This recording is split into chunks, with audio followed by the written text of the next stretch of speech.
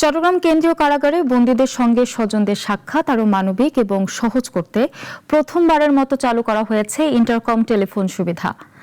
চট্টগ্রাম জেলা কারাগারে এই সুবিধার উদ্বোধন করেন জেলা প্রশাসক জাহিদুল ইসলাম মিয়া।